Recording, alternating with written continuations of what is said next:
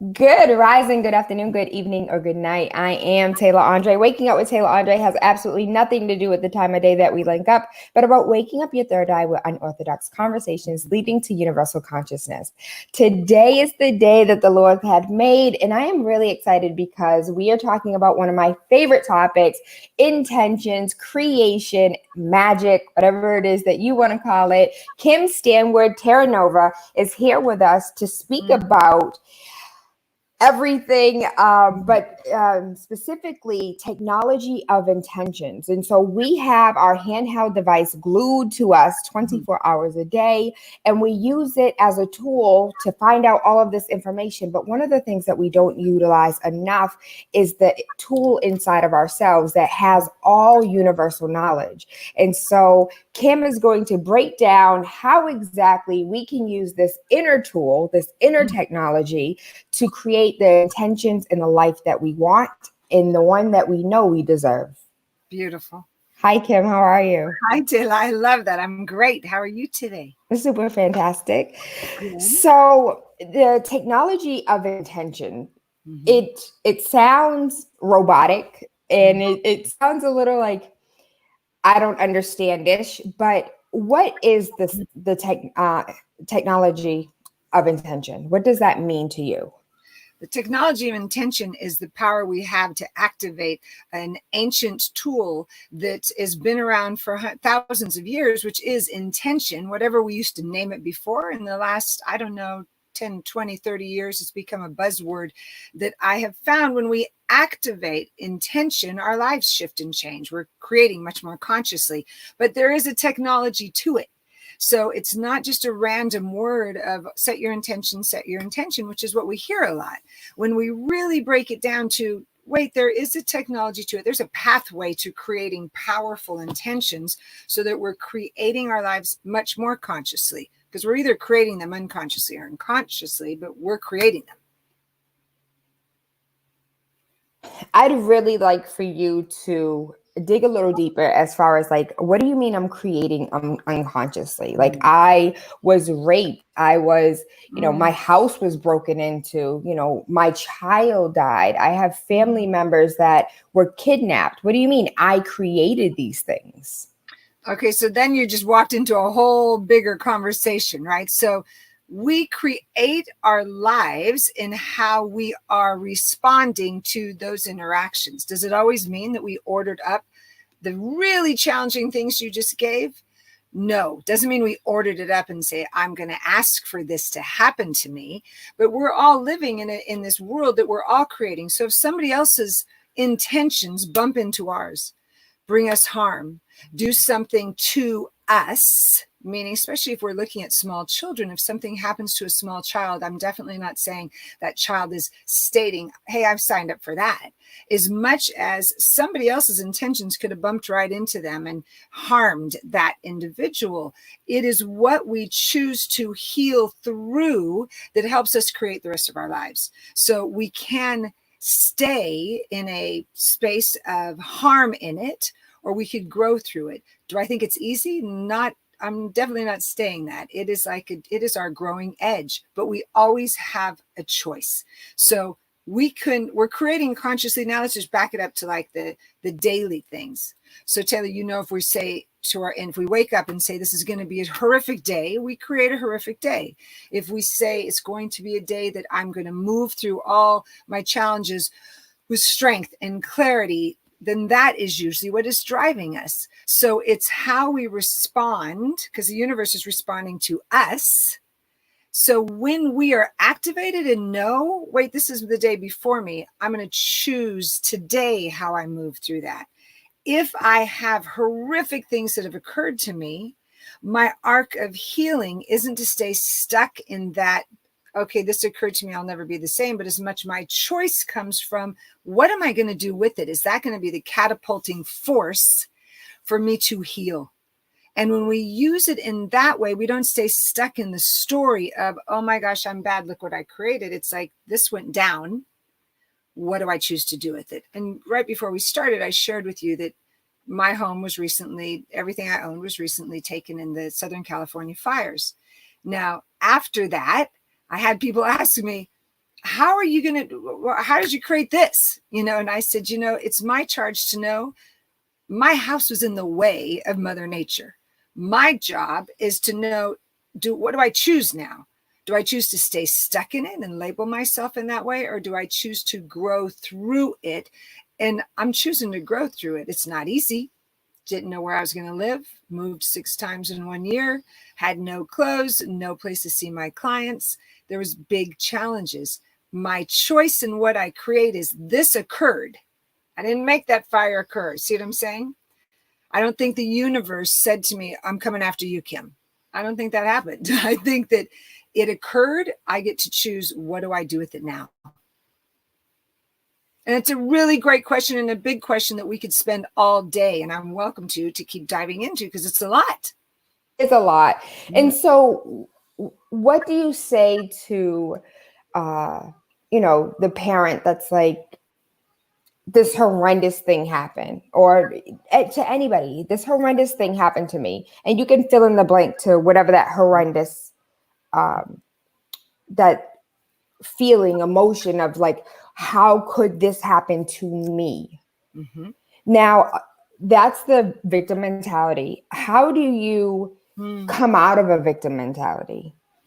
Great question. First is when, and I have about 5 clients that are in the midst of that ... at the end of your question right now, that have lost their child last week, that, a child that made their transition way too young, that very challenging things. When my client, someone's in the midst of it, is not the time I'm going to say, we're not going to look at why did this happen? Because if we do, we're going to stay stuck in the pain. My intention in those times is to just hold them in compassion and assist them through it in the healing realm. When we get to the other side, when they could absolutely start to breathe again, we look at the questions of, what am I to learn now? What am I to know? We ask empowering questions, not disempowering questions. Why did this happen to me? Is a disempowering victim mentality question. And it's understandable when the first impact happens. So I'm not going to look at somebody at that moment and say, oh, well, let's stay in why did this happen to me? I'm going to love them through it to know, I'll say to someone, and I said this last week to a client, can we ask that question down the road? Right now, can we stay in what is the most loving thing I could do to move through this? What's my intention today to assist me to know even that I'm still connected to source to move through this, because I feel disconnected. Like, we must hold each other through the trauma till we can stabilize to heal the trauma. So it's really about holding each other in compassion and healing, and then getting to the, okay, let me dig deeper. What is being revealed in this situation right here? But right when it happens, it's too painful to do it right then. What are some more disempowering statements that we tend to make, so we can kind of differentiate between where our minds are? Sure, it's disempowering statements. Anything that keeps us limited in our story of the past. So if we define ourselves by our story, it's like a subtlety, but we'll stay stuck. So if we stay in, I'm a victim of this. So I'm just going to give you this example. When people say, oh, you're a fire victim, and I'll say, no, I'm not. I'm not a fire victim. A fire took my home. I'm a survivor of it. And I will begin to thrive as I keep moving through it. So I don't want to be stuck by the story. I want to know it happened, and what do I have to learn to move through it. But anytime we define ourselves by the story, and there's a chapter in my book that says the pearls of the journey, we want to learn from the story, pull the pearls out of who we became because that went down. When we're more interested in who we became, and then we cultivate these pearls, those lift us into the next healing arc of our lives. So that's one of the languagings, if we get defined in our story.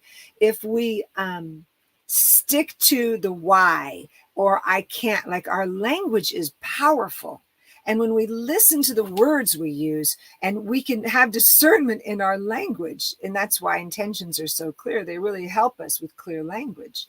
When we're not conscious of our language, we unconsciously describe ourselves in ways that are disempowering and we don't even know it. And when we start to really stretch with a spiritual practice, a practice to keep us conscious, we start checking our language. You know, when we delete words, like one of my least favorite words is should. If somebody says, you should have known that, I should have known that, I'll say to them, well, judgment's attached to should. Can we just change it to could? Even if it's, I could do this a little better. Do you feel the difference? It's like subtle and so important. The energy is in every word we speak. What are we giving energy to? So it's really having a discernment to language, the art of it, and what am I saying that will keep me in alignment with what I wish to create. Let's say, for instance, you grew up in a household with all of these, negative language, money doesn't grow on trees. Who do you think I am? I can't make money appear. And now as an adult, you're just now coming into consciousness and, realigning yourself, and you're 50 years old and you have 50 years of internalized barriers stopping you from freeing your mind. So even though on a conscious level, you're like, empowerment statement, but the underline, you still have these 50 years of conditioning. How do you break those 50 years of conditioning when you are actively pursuing these positive statements? Beautiful. You work with somebody that could help you through it, because to uproot belief systems takes focus, takes willingness, take energy. And when we can assist people to first catch it, I love that those statements are right on track, and your question is perfect, because we could look at it and know I've been operating from this. Very often the beliefs that our family gave us, those are generational agreements that we were told when we were growing up, right? And when we could really see our generational agreements, that sometimes they're subtle in a family, of money doesn't grow on trees, life is hard, life is you won't achieve all that you wish for. Really subtle things that very often were based in fear, where family were trying to protect the young as they grew up. Very often, it wasn't an intent to harm, but we've carried them. Now, the second we wake up, Tayla, which is brilliant to know, when we wake up to, whoa, I've been living with this belief, and whose is it? Is it mine? Or did that belief make it so my parents survived a really difficult time? But do I need to keep carrying it? Then we have to uproot the belief, which takes a spiritual practice. That would take an ability for, to be counseled through. Let's uproot it. Where can we literally pick it up, look at it? Very often I'll do with people generational, like we will break generational agreements energetically, doing sacred ceremony under a full moon, of really knowing I love my family and I'm leaving this here. This one does not serve the next generation. And we have to really do the inner work to clean up the belief system, so those statements, those empowering statements, have a place to land. So it's clean up, apply the new statements, but then we have to live a practice moment by moment, day by day, that when they creep in, we catch them. When we could catch them and say, like, we could think our statements and we're having our affirmations, then all of a sudden we hit traffic and we hear something come out of our mouth like, oh, this always happens to me. I'm going to be late. We're always late. I've just been that way. When somebody says that to me, when a client says it, I go, you want to keep being that way? Because that's your choice. But you don't have to. I've always been this way. I will keep being. My family's always been this way. So what do you choose? What do you choose? But once you catch the language, there's times I'll go, oh, I just said a statement that my family's been saying. It's not mine. And then I must gently say a prayer right then, do a forgiveness healing right then of, okay, it's okay, Kim. It's all right. That's not yours. Let me just release and let go, release and let go, release and let go of what no longer serves me. I bless my family with their beliefs. What do I know to be true? So do you see it? I caught it. I immediately, compassionately, lovingly said, I got to let you go. And then I immediately ask, what do I know to be true? That my intention is to honor my language so that I create a life I dream of. So then we clean up in the moment. Now, all that takes practice and a commitment to stay in our practice even when life gets bumpy. That's the journey, to stay in our practice even when life gets bumpy. To stay in our practice even when life gets bumpy. It gets bumpy. So the first question, I want to go back a little bit and kind of like role play here. So let's say, I say 50 because, at 30, it seems easier to change your mind. Mhm. But at 50, it sounds like, you're stuck in your ways.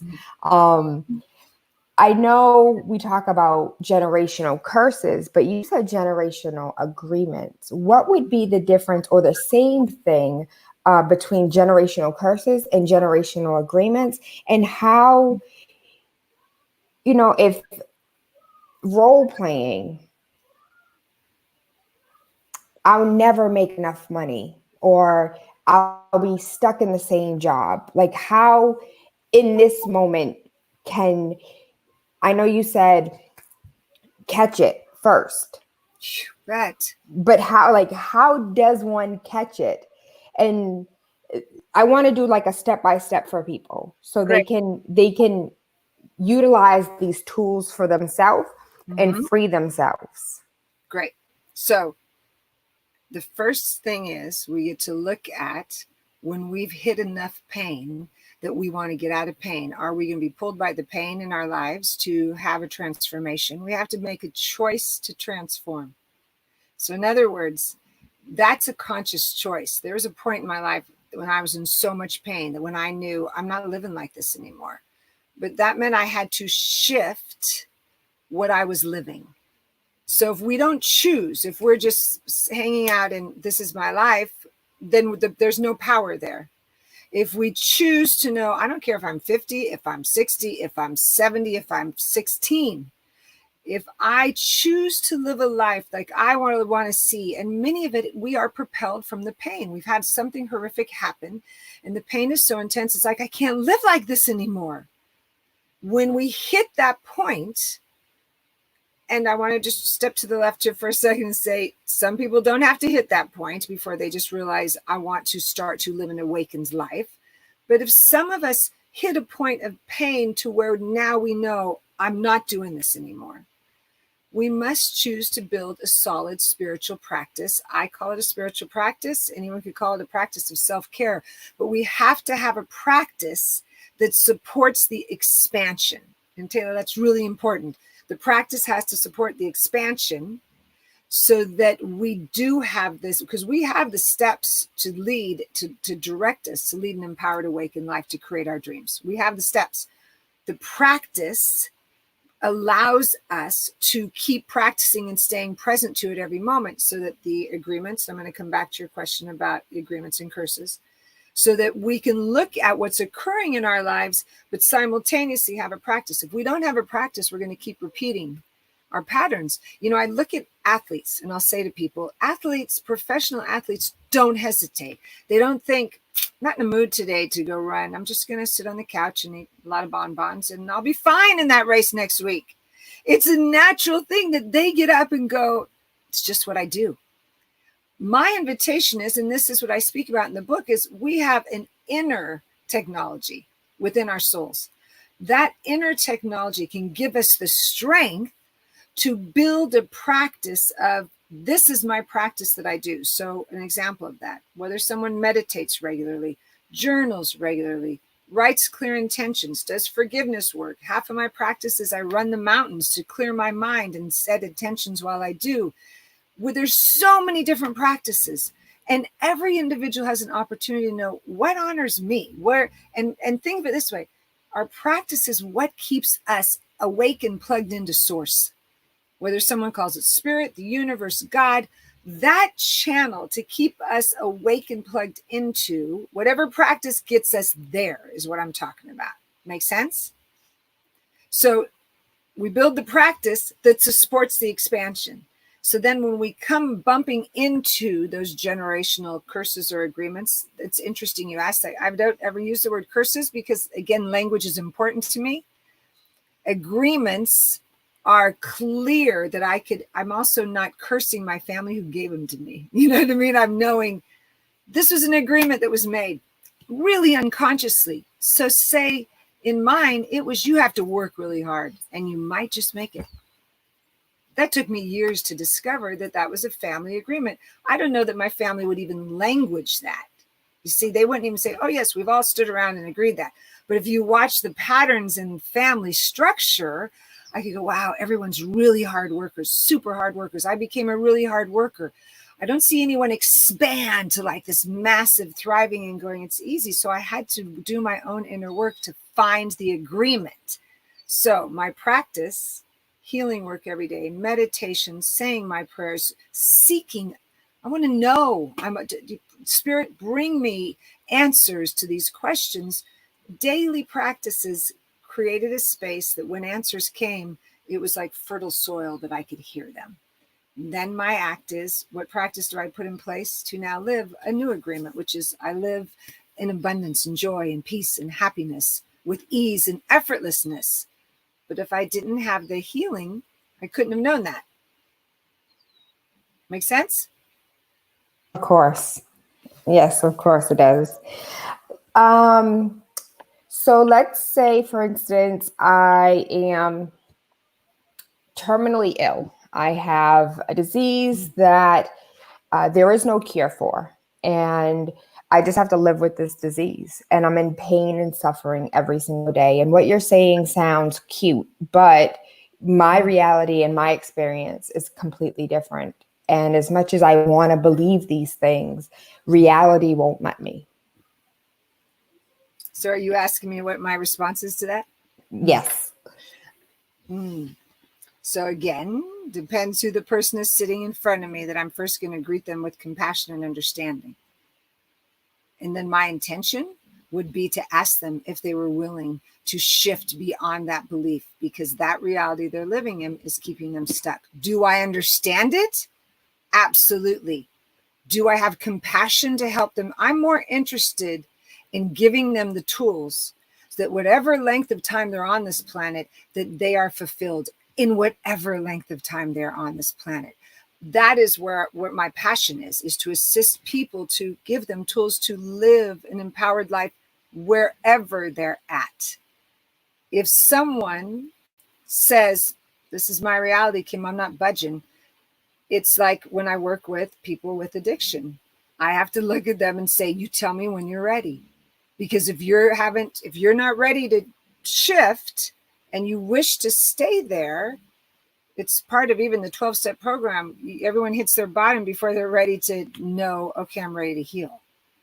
So we get to remember that we all have opportunities to practice and live in a way we desire, even if our body temples are failing us. Again, I don't think that's the easy path. I'm not saying that. And I'm sure not saying any of this is just nice information. It's challenging.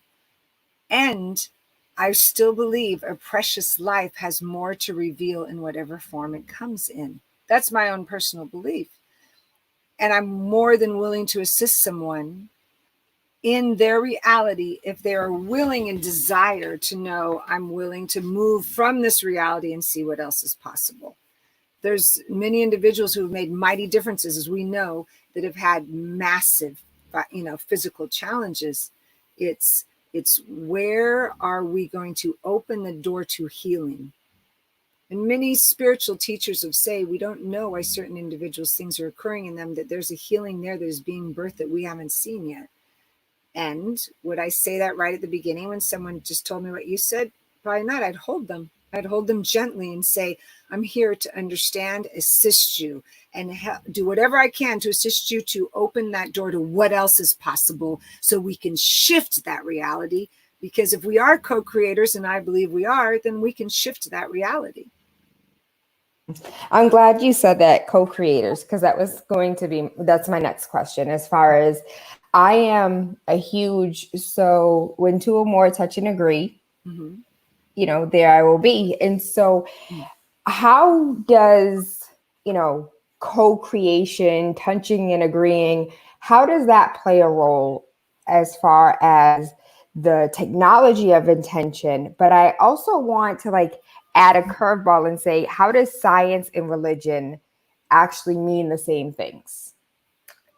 Well, those are two questions right together, smushed up. Let's just unpack them one at a time. So hold on. Your first one was co-creation, and how are we co-creating with our inner technology, correct? Okay, so we're living in a field of awareness where we have an energetic connection, again, to whatever you wish to name it. Mine's God, Spirit, the universe. This power and presence that has been proven scientifically in meaning that it's responding to us, whatever, if someone wants to call it, it's just energy. Great, it's energy, but it's responding to us. Scientists have proven that now. There's been many, tests of where we can, the power of our mind over matter, where we could actually have an ability to shift the structure of where a cell is moving. This has been proven. I'm not a scientist, so I'm a spiritual scientist, not a scientist in the laboratory room, right? And when we know we have that ability, then we're connected to this source. The co-creation is my responsibility is to keep this vessel clean and awake and alert, clean of the debris that I may have carried up until now, so that I may listen to divine inspiration in my co-creation. So back to intentions. When I set an intention, I look at it this way. It's like the bow of an arrow. Say we're holding a bow and arrow. The bow is source, spirit, powerful, all-knowing. The arrow is our intention. That's our co-creation. We put our intention into the arrow of I desire. Excuse me, Tayla, I got a tickle. This is my intention, to call forth, say, divine healing in my body temple, to call forth wholeness in my relationships, to call forth divine patience with my children. When we are holding that intention, we let go.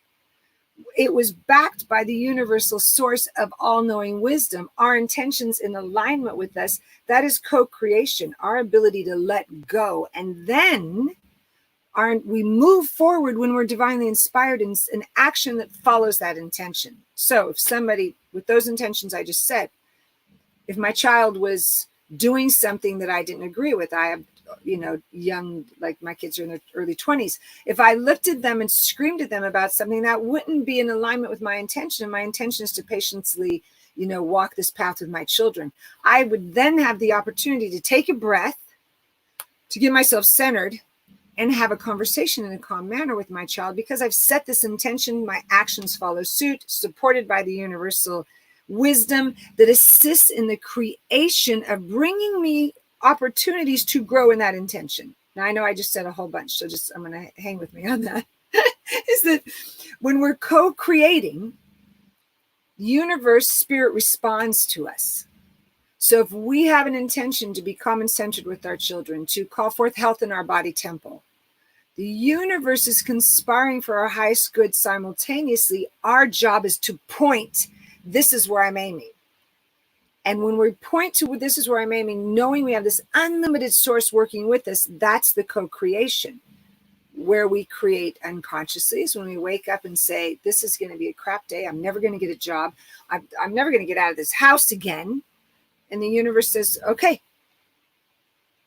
So when we have this ability, we get to wake up to what is our intentions, why intentions are so important to me. Our inner technology, back to that, allows us to have intentions that honor our desires, line up with spirit, point, aim, let go, catch divine inspiration of the steps to take along the path. That's back to our practice, right? So is that answering that question about co-creation? You got something to say? Absolutely. No, so the co-creation, so you believe the co-creation between source and self, but what about co-creation between Tayla and Kim?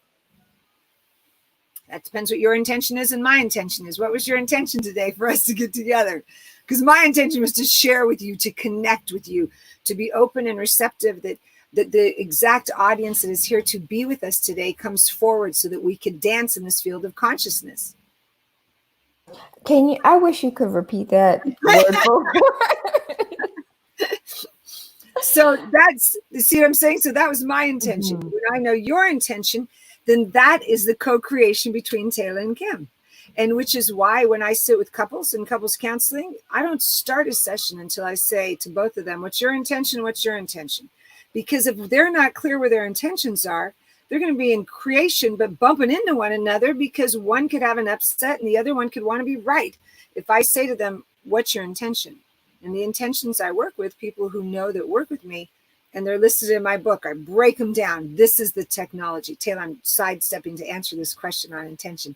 The technology of intention, I've created a pathway. It's not my creation. It's a pathway that I've discovered, that I was very clear in writing down, that if you follow these 3 steps, then you create intentions that are more in alignment with language that supports the co-creation. Let me say it that way, okay? If intentions are always based in the positive, so they're not, my intention is to not do that, that you stay in the not. It's not a positive word. You understand? It would be, my intention is to make choices that honor all that I desire in this area in my life. Make sense? They're always in the positive. They're always in the present. We don't have an intention that says tomorrow, my intention is tomorrow I'm going to have a good day.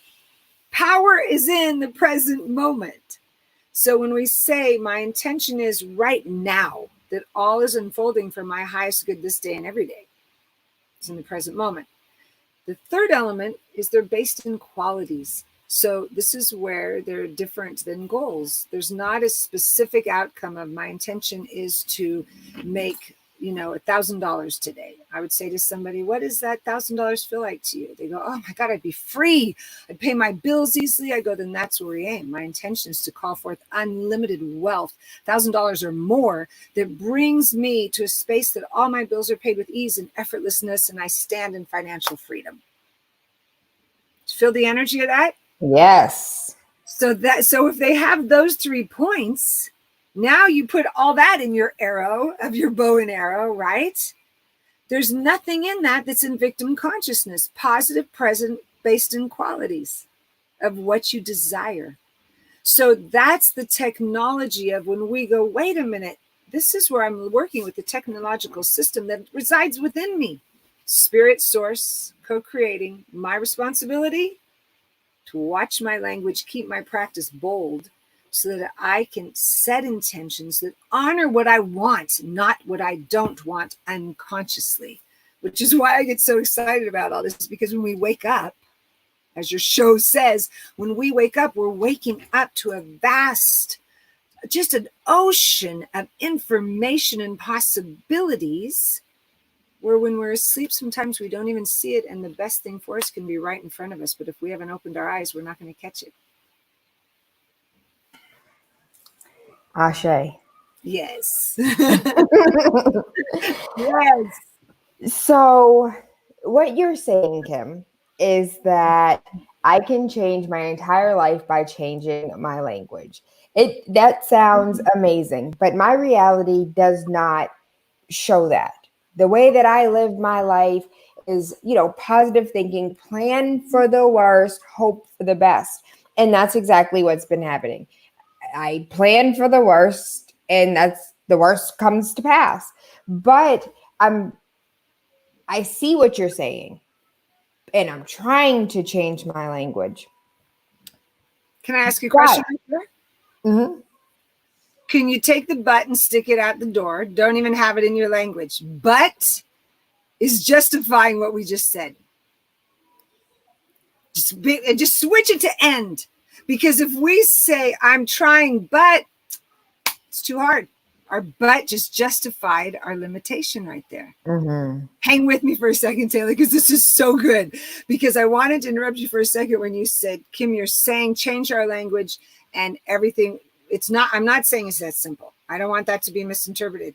I'm saying that's one practice, that your ability to look at our language, my every day, my intention is to stay awake to what did I just say? because I know that's part of my creation. It's also what I feel. It's also, I mean, Dr. Joe Dispenza talks about that all the time. We are feeling it, right? He will aim, but it's the feeling tone that comes with that aim, correct? So it's not just the language, it's what's the back of that language and what does it feel like? So if I'm planning for the worst, let's go back to language and feeling tone. Of course, the universe, it's right there. We get to go, well, of course, that's what I'm creating. So not just that it's super easy, change the language. It's let me be willing to open the door to a pathway that brings me more fulfillment. I'm more curious about that. What would that be, Spirit? Show me that. And when we bring that into our consciousness, we open up to, okay, I know up until now I've planned for the worst. What if today I planned for a miracle? What if today I just open up my heart and say, okay, what's possible today? I can still do my steps to take care of the planning. Make sure there's food on the table. Make sure I am have the opportunity to have income come into me by my acts of service. We still take care of our self-care in our family care, but we don't have to plan that it's going to be the worst. We could plan that I'm doing this and I'm open for a miracle. Does that make sense?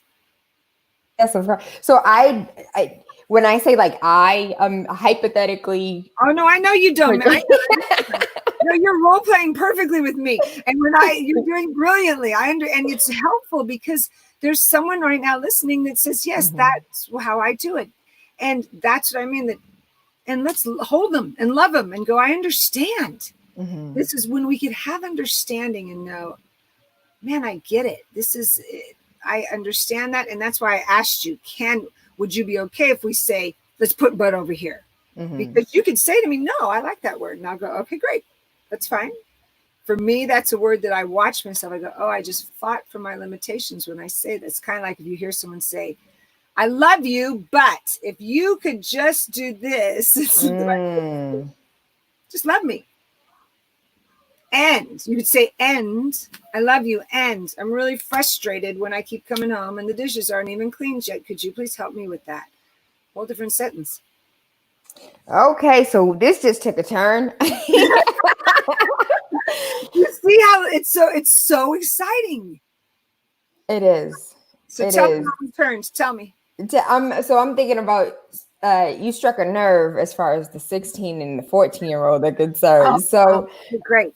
So how do we teach our children? So again, I'm 50 years old. I have this mindset. I am who I am, and it just, I can't change who I am. I'm stuck in my ways, but I want my kids to be better than me.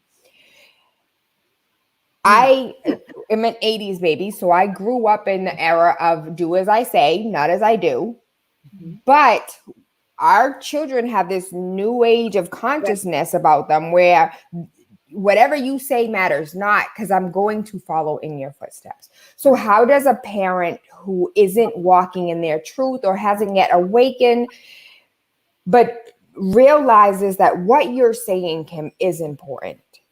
And though I am at the beginning stage of my journey, I want to jumpstart my child's. Yes.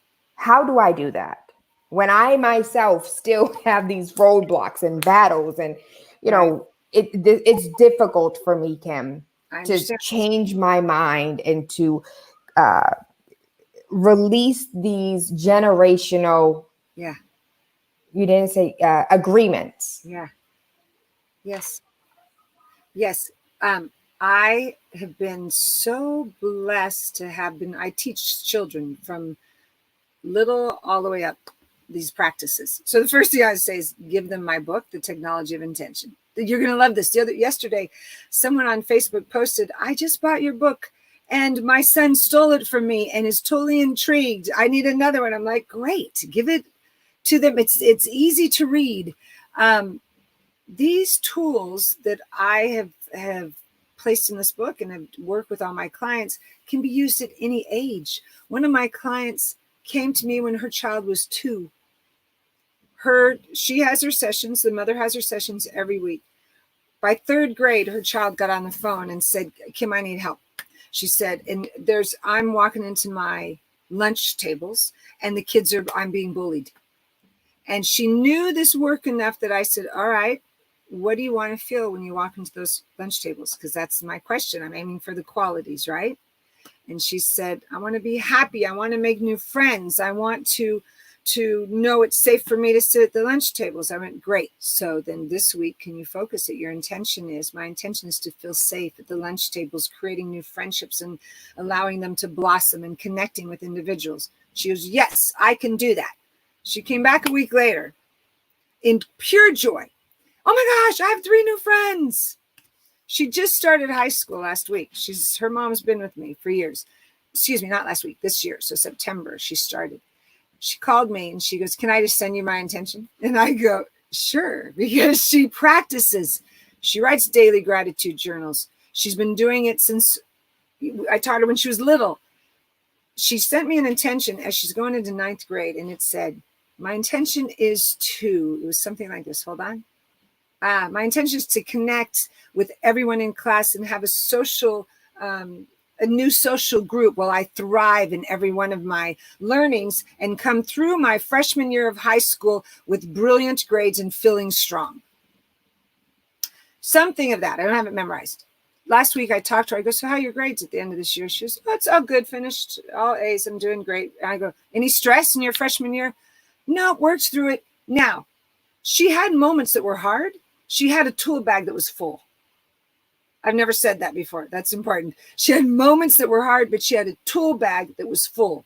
She'd grab her intention. She'd grab her acknowledgments. Even if she was crying, going, this test is hard, it'd be like, what tool do I use for that? My children have been doing this because I'm their mom. They've had, since they could walk and talk, they've heard me adjust my own languaging in front of them, really shift things that I'd be like, whoa, if I was learning something, I practiced right in front of them. Like, I'm so sorry. I just raised my voice and I'm trying to do better. So let me just right here and now take a deep breath in front of you and start over. My intention is to speak calmly with you. I love you. Can we please have a conversation? They never got out of the car without hearing the last things every day. My kids got out of the car to go to school. The last thing I said to them was, what's your intention today? What's your intention today?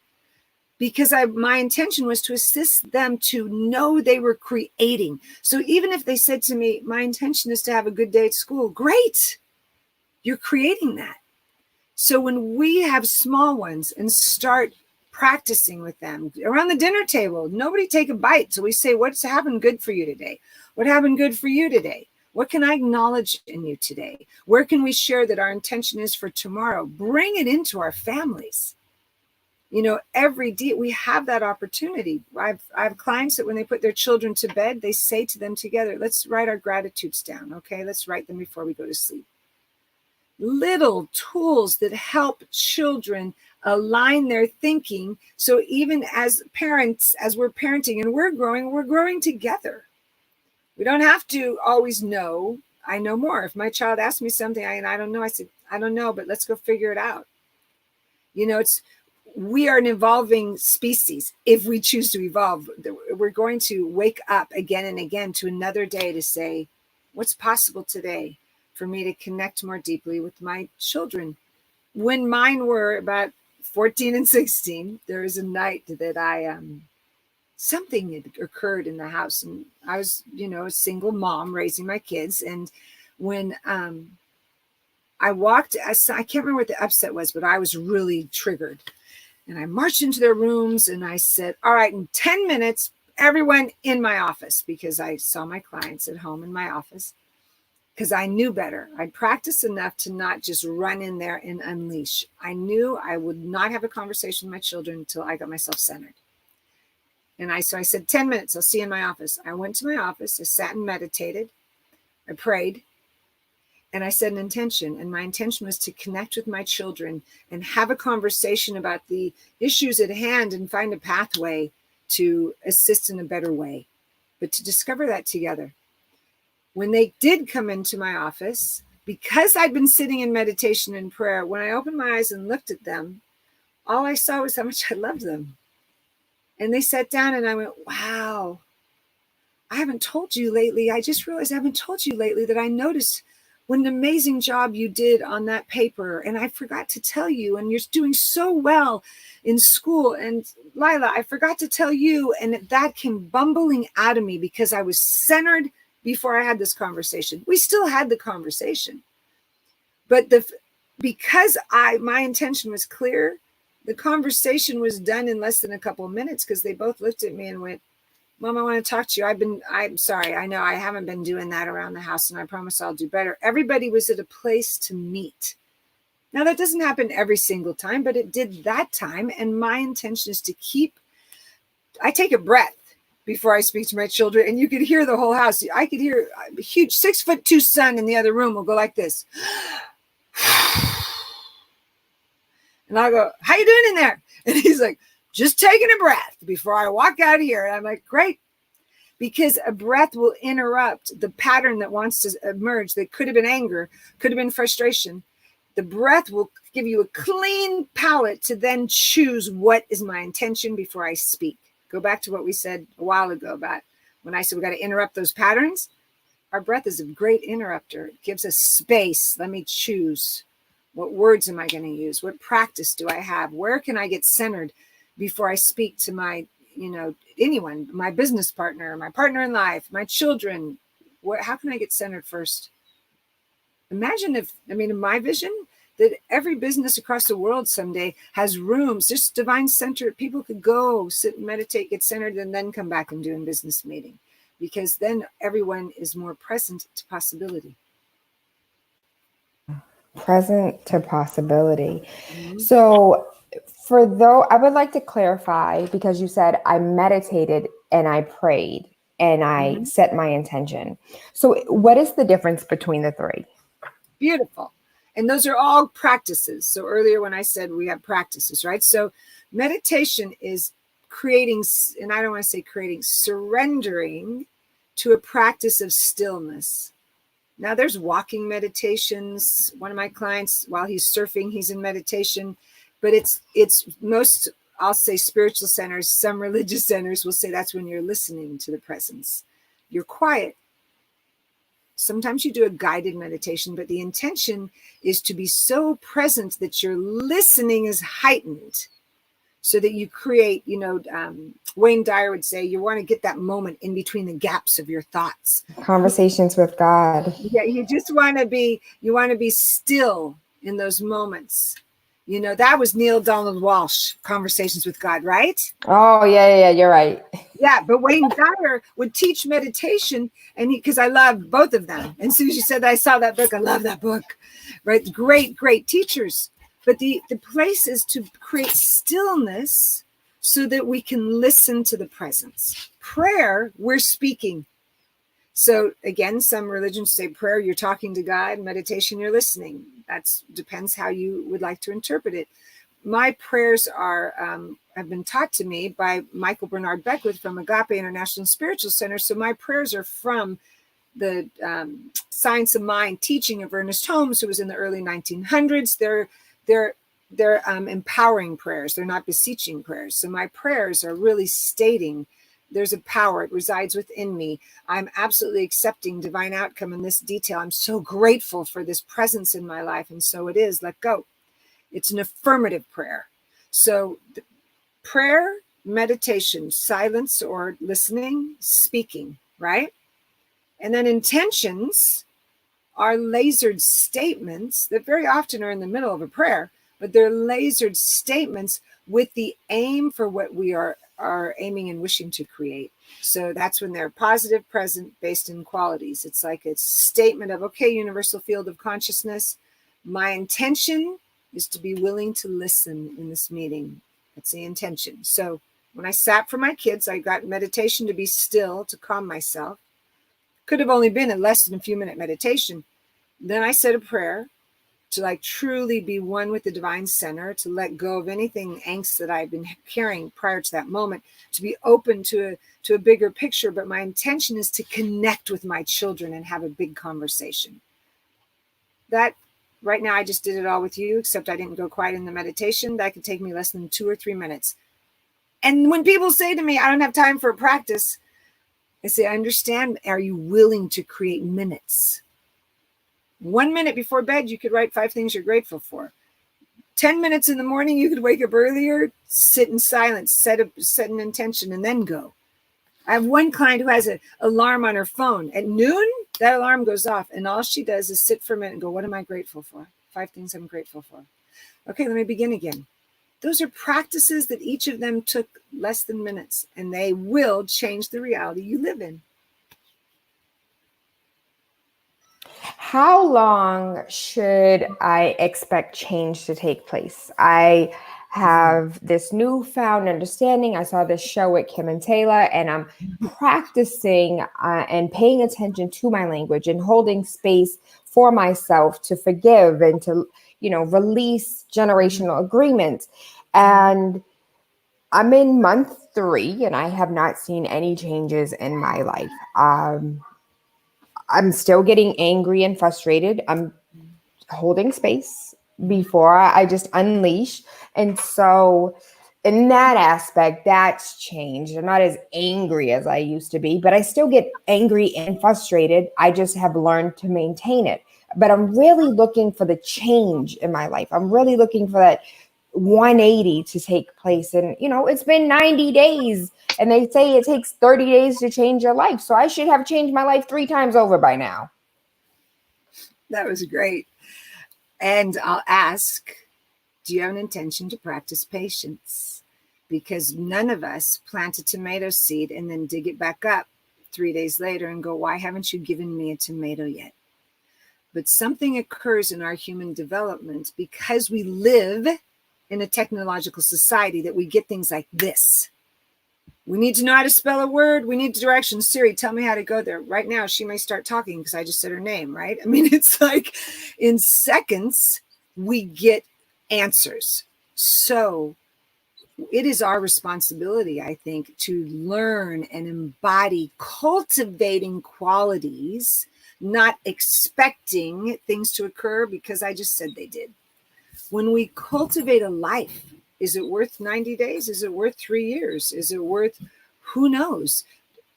I would ask someone, do you have an intention to practice patience and cultivate that consciousness? And then let's get back to building a practice that you see more of the miracles that are happening every day. Because there was peeps in there of, well, I'm starting to interrupt. I'm not unleashing so quickly. Then let's focus on that. So it is a human trait to want it now. It's a human trait. And when we stretch and say, I'm having a human experience and I'm interested in my spiritual depth. So I'm going to focus. Where's my attention? I'm going to have patience that I've just got impatient. And I'm going to go back to my practice and just keep cultivating a consciousness for a place for it to land. Because like you said earlier, someone could say, I've done this for 50 years, but gosh darn it, I just gave it 90 days and my whole 50 years didn't change. It's like, well, can we give it a little more? Because it takes what it takes. And can we stay present to surprises any second? Yes. We get to cultivate patience. Patience and persistence. Thank you, Kim. We're coming to the top of the hour, and it's in my spirit to ask, what for you was the life-changing moment? Like, did you just wake up one day and you're like, I'm going to write a book about holding space and this technology inside? Like, what was that moment for you where you were like, you know what? Aha, like I get it now. Mm-hmm. Oh, Tayla, there were so many. So I'll try to, I'm really super grateful that I wasn't, I was in so much pain coming out of high school into college for just life, just because I kept knowing there was more, but I wasn't in an environment that anyone supported that or knew that. Everyone looked at me like, what is with you? Like, because I wanted to talk about what we're talking about today. I wanted to understand how to create. And so I was in enormous pain because I couldn't see a way out of it. And in that pain, I started to just shut down in like this depth of sadness. But I still, even though I didn't know how to pray, nobody taught me how to pray, I still knew there was something. And I was holding on to that something of like, what is it? I kept asking empowering questions till I was then pulled towards a spiritual center in the Oakland Hills of California by a powerful woman who said, what we're talking about, you could create your reality and there's a way to do it. Now, that was my first wake up. Then I had to start practicing. And as I started practicing and playing with all these tools we're talking about, I set intentions that were missing one of those three things. And I got exactly what I set. And then I went, I think you would have wanted. And then I looked at it and went, oh my gosh, I absolutely did. It was in my intention there. I started to observe my life as if I was doing a science project. And in that, there was mistakes, fall down on my knees crying, back up. But I had persistence to keep going. And once I started seeing all these working, there was nothing stopping me after that. Then it was like I started studying the great thinkers of hundreds of years ago, thousands of years ago, till I kept discovering there's these similarities through all these great thinkers that we create our lives. And what do I choose? And that interested me too much to ever stop again, and watching other people do it. Thank you so much, Kim. If you guys have been watching or listening, it's Kim Stanwood Terranova. That's KimStanwood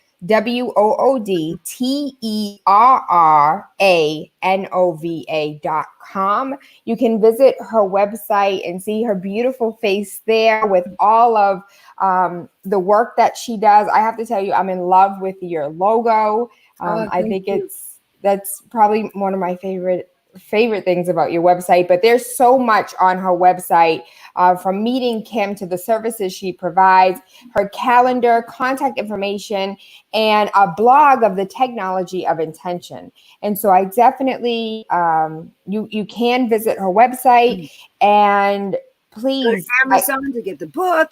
Yeah, you can go to Amazon to get the book, and learn these practices and have all of this knowledge at, what did you say? Just even though something is hard, you have a full toolbox. Yep. And so get yourself the toolbox that you need in order to kind of break away some of these generational agreements that you may not have made, but have been trickled down into your DNA, because science has said that your DNA does have memory. And so it's time to release things that you no longer need. And so, Kim, I thank you so much for your time. I love you. I appreciate you. And I hope you have an amazing day today. And thank you so much. You as well. Have a blessed day. And thanks for having me. Anytime. Okay. Bye. Bye.